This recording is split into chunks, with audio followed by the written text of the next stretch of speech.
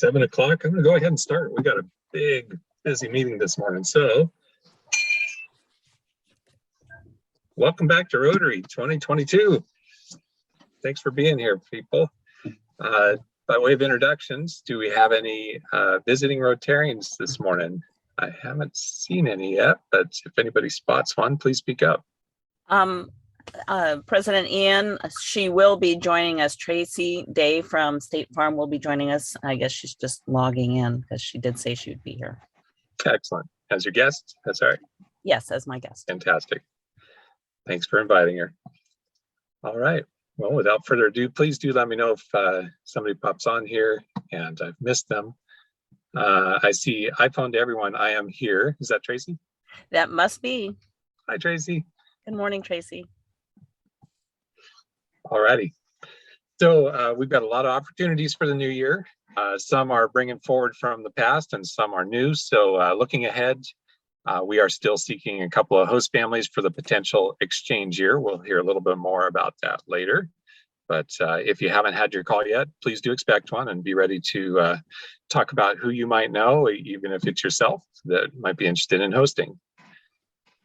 Under more opportunities, again, this one is a carryover from the very end of last year. And if any of you or anyone you know is good with the web in terms of website maintenance, you don't have to build it from scratch, but there's a little bit of language in there that it's handy to know. If you can maintain our website and update posts and photos and such, it would be really handy to have somebody on board who can do that. So keep your ears open for that and send referrals my way, please. Next up, Maggie brought this to our club, and Maggie, I believe you wanted to say a little something about it. This is a new opportunity for us in the new year. Right. Hi. Thank you, Ian.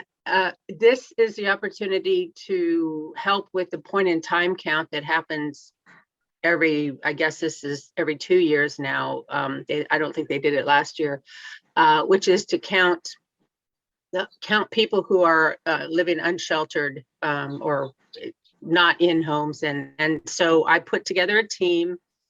If you were to go to this information, you can sign up. The team is Rotary Arcata Sunrise, and for doing this in Arcata on the morning of the 26th meeting starting at 6:30. It's a morning thing because we want to catch people where they slept. So it's, it'll probably be most, but not all of the morning. And it would really help out because these numbers help determine the funding that comes to our community to help get people off the street and provide services to those who are on the street. So it's really important that we get a good count. So if you have any more questions, please let me know. It is, if I can do it, get up that early in the morning on a cold winter day, then I am sure everybody can do it. So thank you, Brandy, for your note. I'll put you on the list and we'll connect, but you'll need to sign up directly on that website. Thank you. I'll leave that up for just another moment. If you pull out your smartphone and take an image of that, it should come up and you should be able to scan right in. But the website is there, and I'm sure Maggie will send that around now that the announcement's out.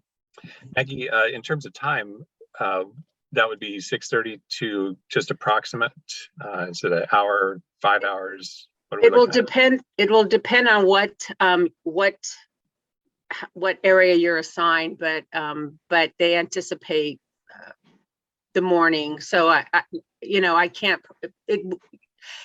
It's going to be morning. It's not going to go much past 10 or 11, mostly because people are up and moving around, and we don't want to count people twice. So it's really going to be those early morning hours. Understood. Well, thanks for creating the team, so to speak, or the sign up location. And we look forward to participation from our club members, if at all possible.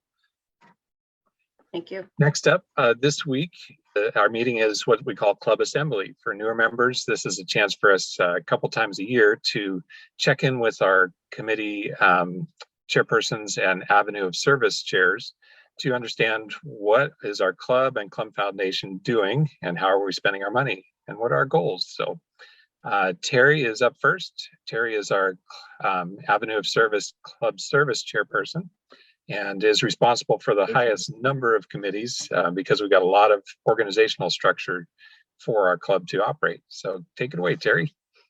Thank you very much, President Ian. I got some reports from this great committee. They work hard, and as you can see, it's kind of the core of making the meetings themselves happen.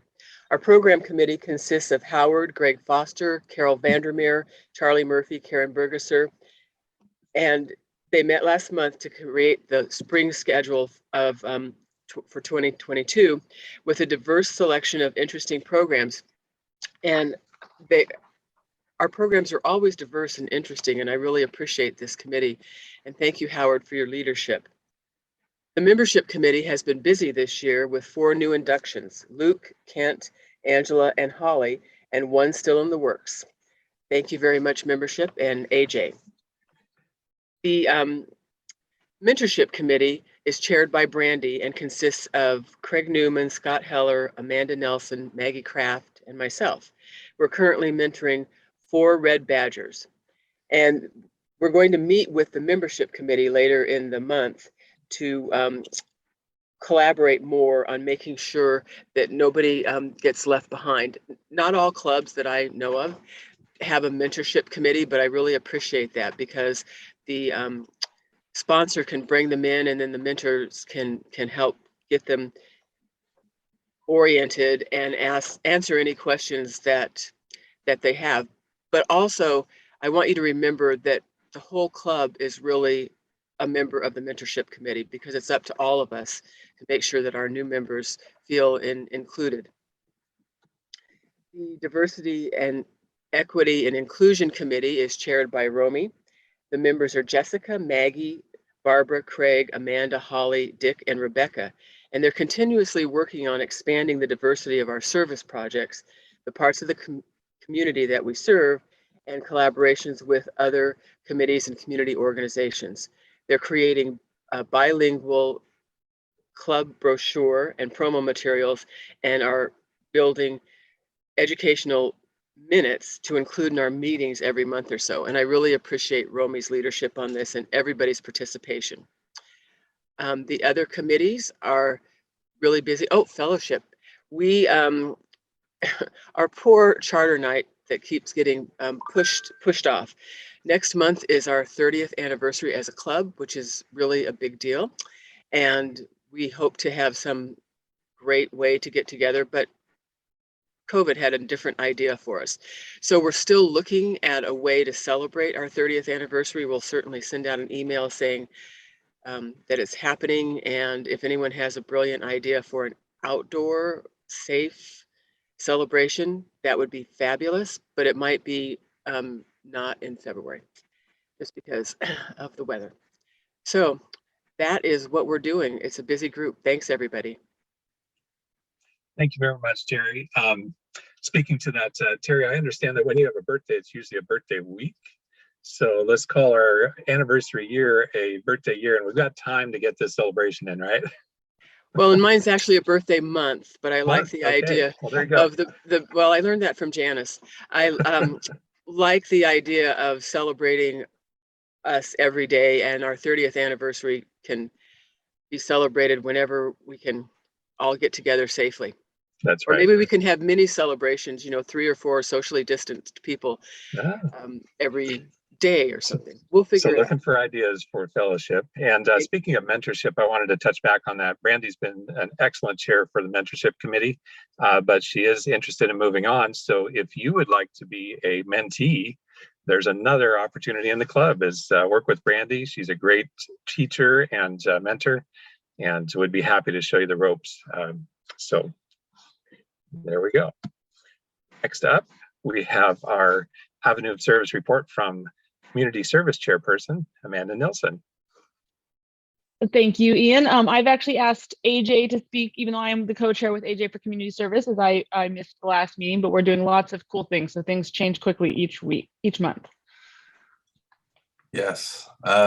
So this year's been a pretty fun year with Community Service. Our biggest project that is coming up these next few months is our water catchment system that'll be installed at a few locations or 2 schools. And I know the wheels are turning there with engaging HSU and Interact and getting some planning taken care of, so that in I believe it'll be later in the spring, we'll be able to install that project. Another project we have in the works is a mini garden project for some families in the northern part of Arcata, and that's in partnership with I'm forgetting the organization, but they've been installing these mini gardens throughout the community, and I think we're going to meet with them in February to plan on doing 10 little gardens for Cooperation Humboldt. Thank you, Maggie. For 10 families that'll benefit from these mini gardens. So, and we're always open to additional projects. I mean, we have the cleanup regularly every quarter, and we love these hands-on opportunities. So if you have any ideas or some leads, please share. But that's what we've been up to. Thanks so much, AJ. And if you're interested in coming to our meetings, please shoot me an email or a text, and we're happy to get you involved, or ask Ian. Any one of us can get you a link. And then Randy is gone today, but Maggie is going to give a quick, brief update from finance. Yes, hi, thank you, Amanda. So the Finance Committee primarily meets, well, even before the pandemic, we primarily met with email, and we respond to requests for direct donations from the community. And we've been really busy this year. We have basically spent our $4,500 allotment. I'm just going to tell you briefly the people the groups that we have supported: Humboldt Bay Trail, HSU Native American Food Sovereignty Lab, Life Care Humboldt, Out of the Darkness, Big Brothers Big Sisters, Arcata House Partnership, Humboldt County Office of Education State Science Fair Fund, the Rape Crisis Team, and the last one is through Ink People. I don't have the exact name. It's something, but they're trying to recreate Scrap Humboldt, or something like Scrap Humboldt that closed down when the pandemic happened, which I think is awesome because they really divert a lot of things from the waste stream. So those are the groups that we've supported, and we look forward to the board giving us more money. Thank you. Thanks, Amanda, Maggie, and AJ. Quick shout out to that finance committee. You know, it's not infrequent, and that's an understatement, that requests for funds from our club come in. And the finance committee, I've seen their email threads, sat in on one meeting. They're very active and very conscientious about making those decisions about where to distribute those funds. So thank you for the work you do. Next up, we have our Avenue of Service report from International Service Chairperson, Tom Tellez. Good morning, Sunrise. We have 2 avenues. One is the Rotary Foundation, and the other is the World Community Community Service. Terri, would you like to speak on the foundation? Thank you, Tom. Sure. The Rotary Foundation is the heart of our organization. It drives so much of what we do in the world. The money that we give to the Rotary Foundation helps cure polio or prevent polio, and does so much work around the world and also locally. Our club's been very generous with the Rotary Foundation, and I appreciate your giving. You can always give more. There's no limit on what we can do. Thank you. Thanks, Terri. And next is the World Community Service. Charlie, are you here? Charlie Jordan? No, she's not. I don't think she's going to be here today, Tom. I think you're on your own. Okay, not a problem. Let's see, the World Community Service, we pick up a lot of the projects from around the world. One of them that's different, it's not around the world, but within our own country, which I love, is the Navajo Water Project, which we've donated and we're beginning to get pictures in, which is nice. But some of the other projects that we're looking at are the Nepal WASH program project. We're still doing schools in Pakistan. Howard really spearheads those, and I don't know, those of you who've seen the images through the years, they're fantastic, and that's one of my favorites. We still have more. We're looking at the Cambodia school. It's possible that we are discussing donating to fund 2 of the kids for 1 year. I can't remember the amount. It's only like $200 or per 300. child for a year. 300. 300, Tom. Yeah. Okay. And then they also have other projects right now because of limited budget. We're trying to figure out how to help more people. And as many of you remember, we went to Guatemala, and that's still on. We do have some reserves, and we're discussing what to do with some of those. So World Community Service has had their hands full, but we're enjoying it. And thank you for your support. Thank you for the report, Tom. Quick protocol updates. I did see you sneak in there, Nick, a little late. Welcome to the meeting, our district governor. I'm sorry, Dustin Littlefield. Jeez, I'm looking at Nick on the screen and talking about Dustin. You get 1 a year, so that's it. Okay, I'm done. No more freebies, huh? Okay, thanks for being here, Dustin. Next up, Avenue of Service report from Vocational Service Chairperson. Sarah is out busy with other very necessary things in the community right now. So her co-chair for vocational development, Charlie Murphy, is going to give the report. I'm in San Francisco right now, so I reserve the right to report from bed. Yeah, so vocational service, we're mostly still focusing on working with TAY youth in our community. So TAY means transitional age youth, so 15 and up. For the county, that means I believe it's 23 or 24 years old. But primarily we're working with the 16 to 18-year-olds.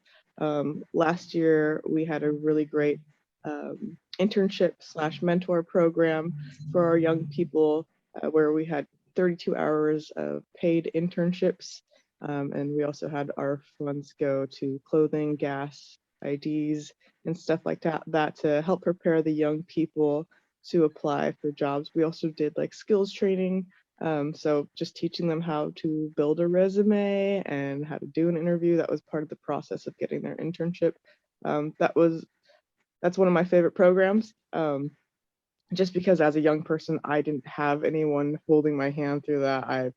You know, to be honest, I think my first job, I completely made up my resume because I just had no work experience. I called my best friend, was like, hey, by the way, I was a camp counselor. But you know, I don't know, whatever.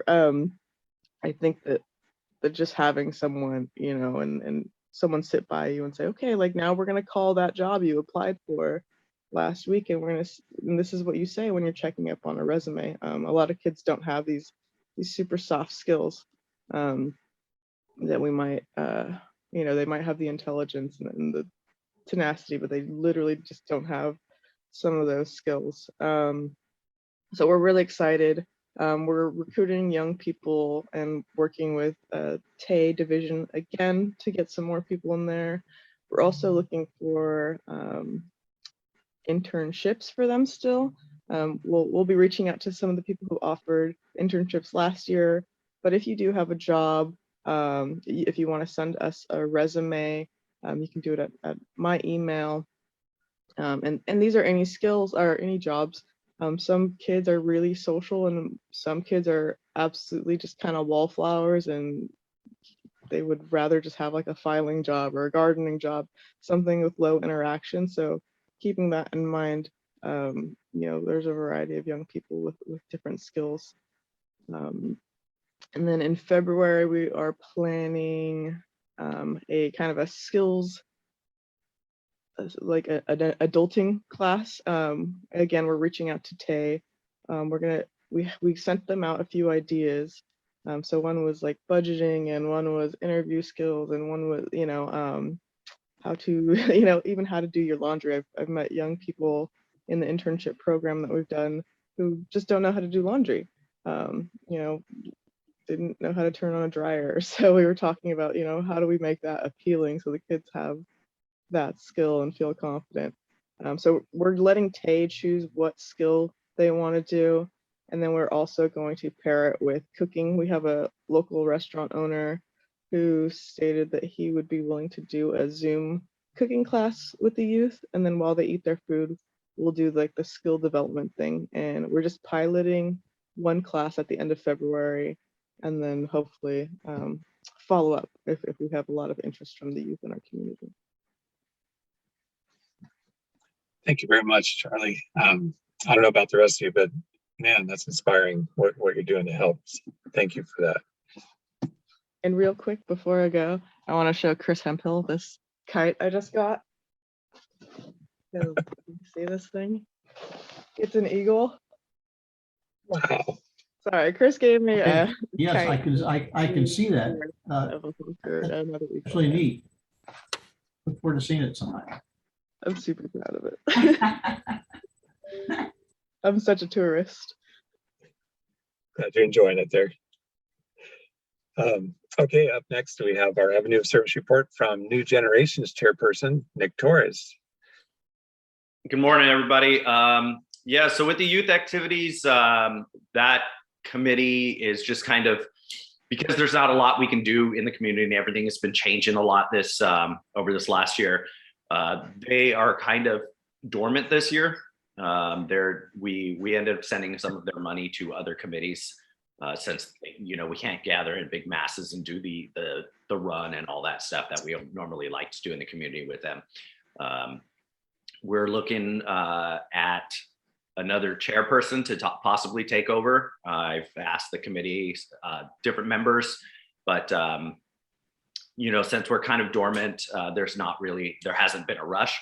But if you're interested in running some youth activities and you really want to do that, we would love to have you there. The next is I guess I'll do the Interact and Rotaract.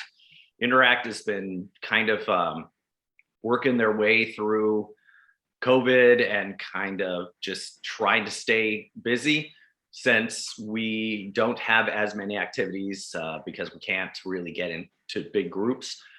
They only meet twice a week, and we mostly do a lot of activities with Rotary, but they are doing things on their end. Toys for Tots they've been helping out with. They've been collecting coats for a couple of months for Coats for the Cold.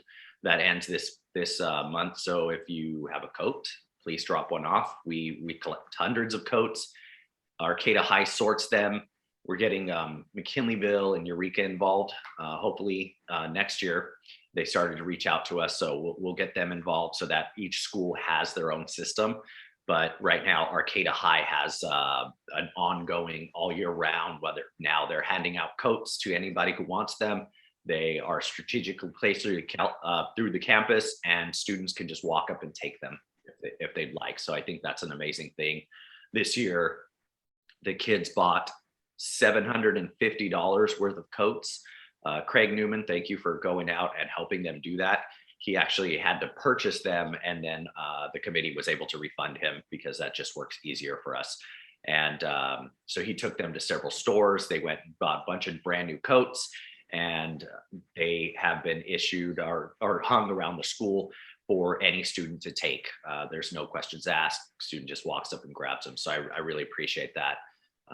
But that $750 is what they raised last year in their change drive and kind of getting donations. So we'll see what we have raised this year over the next month and over the last 2 months. And we'll use that to buy new coats next year. And we tend to buy them when they're a lot cheaper. So sometimes we'll get them in the summer. Youth exchange, Claire, I believe you're here, but you said that you were not feeling well. So she said that she is proud to say that we're going to work with the Power of One program. We will likely have a student from Uganda or Tanzania, and that we've been working with these some clubs that border those countries and that are really enthusiastic about sending a student over here. Since because of COVID, we couldn't find very many students who wanted to go out. We're just going to take a kid in, and what we could use is some host families. Right now, we have Jen and Andreas Kraus. So they're going to be our first host family, but we really would like to have 2 more set up and possibly an alternate just in case something happens. But this is an opportunity to bring a kid here and just show him or her the or them the whole what our place is has to offer, because it's such a unique place. And a kid who has never gone on exchange before, this is going to change their life, and it's going to change your life as well. So if you can, please try to volunteer for that. If you get a phone call from us, answer it and respond. Let us know yes or no, or if you have a friend, and as the committee, we will go ahead and go out there and take care of that for you. You don't have to, talk to your friends about it. If you know somebody's interested, let them know that you gave us the information, and we'll give them a call. Ian is a really good salesman for this, because he has done this for so long. So he's really easy to say yes to when he explains it. He's had so many kids, so he can always tell you how the good and the bad about doing it. And the scholarship is, anybody here from the scholarship? I'm not sure if I saw you. I thought I saw Jennifer come in. Jed? Yeah, I'm here for it. We haven't met yet to talk about we're working on that right now. So I can give you a little overview when you're ready for me to talk about the scholarships that we did provide last year, but I am here. Yeah, go for it. And then of Okay. course, in that email, I said that you guys have the funding. I know you guys been waiting for the funding to come through, and Right. now you have it. So now you're able to, and plus all the scholarships ends up in the springtime anyway. So yeah, go ahead. Yeah, so we gave out, I don't have the exact everything in front of me right now, but we gave out, quite a bit of money last year to some really amazing, deserving kids, and would love to get people. It'll be on Zoom again this year, especially with our surge in cases. Scholarship season is just now starting to happen with Humboldt Area Foundation and some other ones. So we can get ours in the next, I don't know, maybe 6 weeks, we can start putting that out there. So we would love to get people to sit on the interview panel when we do scholarships this year. And boy, if you're ever just feeling down and out, I think we've mentioned this before about just the state of the world and whatnot in our community, sit on this panel and listen to these kids as they embark on their next journey going into college next year, and you will feel like we are going to be okay. So more information to come soon, and please consider volunteering to sit on the panel. Thank you. And then I have one last note about the Interact. We haven't talked much about them because they've kind of been quiet this year due to the pandemic. It really decimated their membership. So what it looks like we're going to end up doing is pausing or putting that club on hold. Our Rotaract, sorry. We'll put that club on hold and see if we can get them built up again. We'll try and, oops, I'm sorry. Lisa, guess what? You just won the raffle. So we're gonna try to just kind of keep them on hold for now. Their membership is mostly it's 2 Rotarians who are also Rotaractors and their president. So it's been really hard for them. We'll go ahead and try to get them on campus or kind of do a group thing. We'll be working on it. It'll be easier once we're not in this kind of flux for the pandemic. So we'll keep trying to engage them, but for now they're going to be on hold. Thank you for the reports, Nick. I don't know if you all caught this in Terry's report. Nick is our Sergeant at Arms and makes those meetings magically happen when we're able to do them in person, and also helps in the background even when we're not in person. He's also, as you see here, our chair for Interact, and he also happens to be on the board as Avenue of Service chair for New Generations. So take that yellow vacancy seriously. And as I mentioned with Brandy, Nick is also a great mentor and teacher. So if you're interested in what Sergeant at Arms does, you want to get involved there. I know it's a slow year, so it's actually not a bad time to understand it because you don't have to get right in the midst of it to start learning about it. So thank you, Nick, for all you do too. Thanks for the report. Up next, we have our budget reports update from our, what I like to call our treasurer extraordinaire, Sophia Sacido. Hi. Okay, so I'll start with the club side. We have, let's see, is that club? Yeah, we have 25,000 in our operational budget, so I'd say we're in good standing. We have dues have been mostly paid, like probably 95%, so that's pretty good. And then on the foundation side, we had budgeted 38,000 in fundraising income, and to date we've made 31,000. So, so we need to aim for at least 7,000 in the spring fundraising, which I think should be easy for us. And then we had also budgeted 20,000 in club member donations, and so far we're at 10,040. So we could use some other donations, I think, to hit that budget. Okay, the less exciting part. So the scholarship committee has 11,000 left for educational scholarships, 1,000 for Viola, and 500 for History Day. Youth activities has 250 left. They've spent half their budget. Interact has 712 left in that budget. Youth exchange still has their whole 750 budget. Let's see, Road Community Service has spent 3,500 and it's 2,500 left. Tay has, let's see, 4,200 left, and then 1,200 for the holiday dinner, which now that I think about it, I think that didn't happen. Community Service has 3,600 left, and then 2,000 for the district grant portion of that. We've paid half of our backpacks for the kids obligation, which is a total of 13,000 annually. Financial assistance has 2,750 left, and then Ian has 1,000 left in his discretionary, which I think he's going to talk about in a little bit. Thank you very much, Sophia. You know, each month the board packet that gets sent out to the club members to attend our board meetings, if you like, includes Sophia's treasurer's reports, which are very detailed. And so if you ever are curious about how to read those and understand how that money moves through our club and our club foundation, she's a great resource, and I'd be happy to talk with you as well. And we do have a questionnaire from Maggie. What do we have in unrestricted equity on the foundation side? We have 71,000.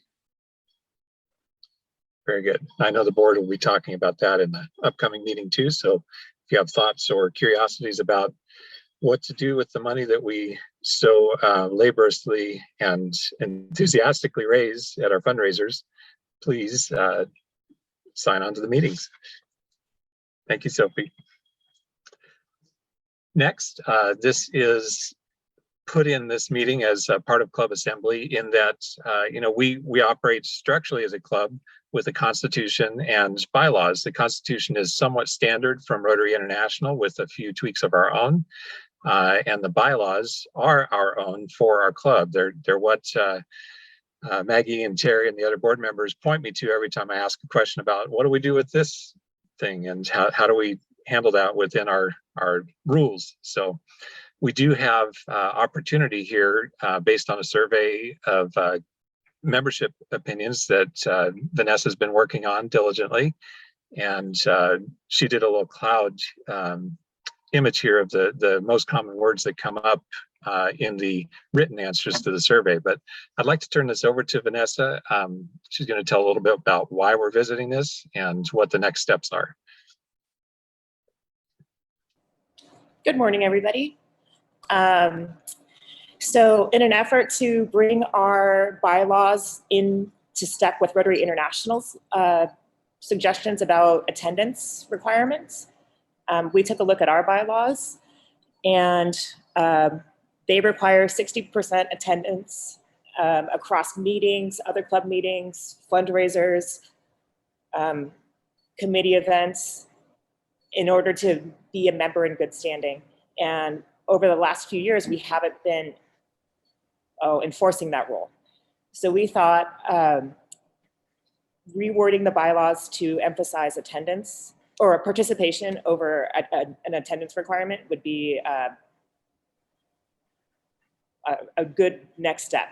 And so the first step was to take the temperature of the room, and 60% of you don't want to see this attendance requirement enforced, but 51% want to have some kind of requirement in the bylaws. So it's an interesting little line we're going to walk. And I think what the next step is to come to the board and work on some phrasing to reflect this kind of participation over attendance desire that most of you want to see. And then the next step after that would be to bring it back to you and take a vote on if we're going to change the bylaws. And yeah. So maybe March at the rate this is going. We have the fortune of time on our side. You know, this change, if there is one, would be in effect starting with Vanessa's presidential year. So you know, we're not going to rush this. We're taking it methodically. There is protocol in the bylaws for how exactly we do this and in the Constitution. And so once there is draft language, that will circulate the club for 30 days, and then we'll come back to a meeting and vote on it after discussion and comments have been received. So that's how that's working. And thank you for participating, those that have. If you haven't, you're not too late. There's still time to review what's offered as a draft when that's released, and then to vote at our meeting when that comes to the club. Any other things there, Vanessa, about that? No, 48 have participated so far. After 2 email blasts, I don't know if I should send another one or. I think we're done with the survey. You know, those have participated. So let's move on to the language and we'll circulate it to the club. Thank you. Appreciate it. And I did get the note there in the chat. Yes, this will be recirculated to the whole club so that they know what's happening, because not everybody's on the meetings this morning. Next up, this is a biggie: succession planning. We have 3 election seats this morning. The 4 past presidents, excuse me, 4 past presidents, mostly led by Maggie in this go round, nominate and discuss with potential candidates the future presidencies. And so our very own John Gullum has agreed to accept a nomination and is on our ballot this morning as our 2023-24 president after Vanessa's term. We also have 2 board seats opening up. One has been served partial year by Nick Torres, who took over a vacancy mid board year, or there's really 3 years at a time. And then new candidate, Jeff Stebbins, who has really gotten deeply involved in many things over the last couple of years here in the club and is interested in getting into the organizational aspect of it. So thank you to all our candidates.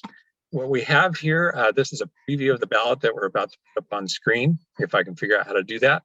So there are 3 selections available, 1 for president and 2 board member seats. And there's an option there, if you don't agree with the candidates that are presented, to do a write-in. And please, when you write in, if it's a board candidate, send it to me in the chat. If it's a president candidate, send it to Maggie. So without further ado, let me see if I can get this poll up on screen. Here we go. The poll is open for our voting for these candidates. And you may have to there you go. Okay. We'll give this a couple minutes to make sure everybody can figure out. If you do struggle to get this to work on your device, please message me directly and we'll make sure your vote is counted. Yeah, since I'm a co-host, I'm only seeing the results, so I'll. Yeah. You can count Lisa and my vote the same. Give us 2. Thank you. I kind of don't think there's probably going to be a squeaker. Well, we do have 37, I believe, connected to the meeting, and so far we've got. I want to know, man. Don't just yes or no. Just I don't. I know this suspense is killing us. Looks like everybody's making their way through the ballot. So we're 100% yes for Jeff of the votes, 29 so far received. That means there's still a couple more votes hanging out there. Again, if you're struggling with the mechanism here on your device, please speak up so that you can be heard and counted. DJ Booth projects a winner. We have I think that is a safe projection. So let's go from the top here. Jeff, 30 out of 30 are in favor. Thank you for your dedication to stepping up and serving. Nick, 30 out of 31 who have voted are in favor. Thank you for your dedication to stepping up to greater service in the club. John, my congratulatory condolences. Well done, sir. Okay, and I'm assuming that everybody can see these results. Is that correct? Yes, and just so people don't think somebody voted against Nick and John, I think those were those people sending us notes or something. So I think it might be unanimous. It sure looks that way to me. Okay, well, thank you everybody for participating. I'm glad this worked. John, Jeff, and Nick, thank you for your dedication and service to the club. We look forward to your leadership. Results. Okay. I think that's, oh, that was my slide in case we needed a background. So Nick, I know we got a prequel to the raffle here. You want to take us through the rest of it?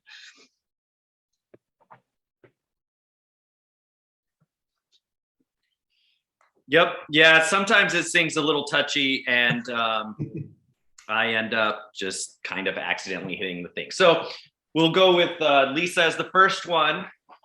And today's pot is $110 if you get the blue ball. If not, then we'll just make it to 120 next week. All right, Lisa, I will pay you $5 through Venmo. And let's go ahead and do this cool little thing and watch the wheel turn. Maybe. Oh, now it doesn't want to make any noise at all.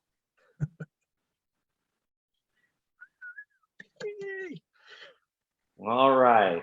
Did it land on? Terri. All right. So let's see what Terri gets. $5. So we will do 120 next week, and I will pay you both through Venmo right now. Thank you for participating. Thank you, Nick. Next, we've got, from Sophie that we're closing in on our annual budgeted fundraising goals. We've got 7,000 left to go to meet our stated budget. If we go over, I know that there's committees who could easily do more in our communities that we serve with more funding. So this is a new Presidentian challenge. Maggie caught my spelling error and I kind of liked it because it squeezed my name in there. Play on presidential. So I like to do these. I think some people take up on it, but this is a really important one. We are entering this yet another wave of COVID, and so let's look for new ideas and fresh air. I want creativity from the club. All members should be involved in contributing some kind of idea if at all possible. Maggie just mentioned, yes, we also need club member donations to hit that part of the 10,000. And so the fundraiser is a huge important part of what we do. It's how we do the things that you just heard from all of our committees And, you know, without the funding, a lot of that just doesn't happen. There's only so much we can do just with our hands. So I've got a little challenge for you and some potential rewards. So once we have enough ideas in the bucket to vote on, we'll bring it to a meeting. And as a club, we'll take another one of these little Zoom polls, or if we're in person by then, we'll do it in person. But whoever provides the winning idea that the club chooses, we'll get to choose how to spend $500 of my discretionary community foundation funds budget. That could go toward your favorite committee project or a new project that you're interested in that doesn't necessarily fit within one of our avenues of service, but still fits the Rotary mold for the kinds of things we fund. And then the chair or co-chairs of the spring fundraiser get to decide where to spend $1,000 of my discretionary club fund. So this would be on things that are for the operation and enjoyment of the club.